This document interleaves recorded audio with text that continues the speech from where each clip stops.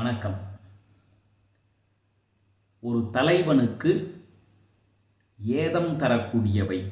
ஏதம் என்று சொன்னால் பெருங்கேடு, தீரா துயரம். 3 காரணிகள் என்று வள்ளுவர் வகைப்படுத்துகிறார். முதல் காரணி இவரல்.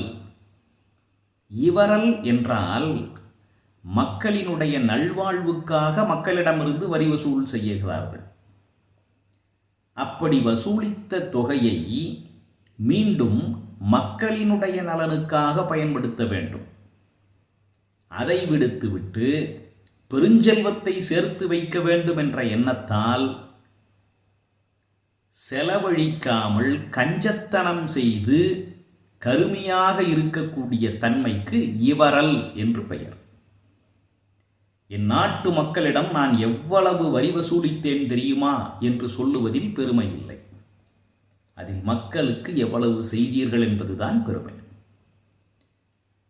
அந்த இவரல், கருமித்தனம், மக்களுக்கு செலவு செய்வதிலே காட்டக்கூடிய கஞ்சத்தனம் இருக்கக்கூடாது. இரண்டாவது, மான் பிறந்த மானம்.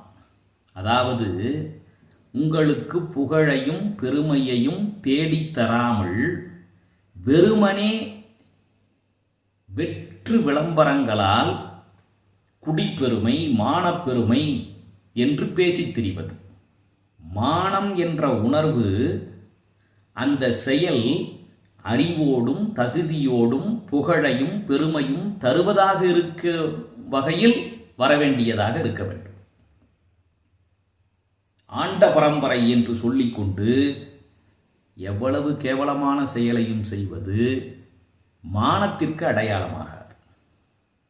கும்பகர்ணன் ராவணனிடம் கூறுவான், பேசுவது மானம், இடை பேணுவது காமம், கூசுவது மானுடரை, நன்று நமது குற்றம் என்று.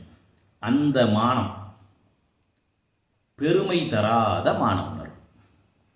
மூன்றாவது, மானா உவகை. உவகை என்றால் மகிழ்ச்சி, களிப்பு, ஆனந்தம். ஆனால் அந்த ஆனந்தம் நல்வழிப்பட்டதாக இருக்க வேண்டும். கேவலமான, கீழ்த்தரமான, மற்றவர்களால் பழித்துரைக்கப்படக்கூடிய ஒரு செயலின் மூலம் ஓர் அரசன் மகிழ்வடைவானாயின் அந்த உவகை அவனை அழித்துவிடும். குற்றங்கடிதல் என்ற அதிகாரத்தில் வள்ளுவர் கூறுகின்ற குறள், இவரலும் மான் பிறந்த மானமும் மானா உவகையும் ஏதம் இறைக்கு. நன்றி, வணக்கம்.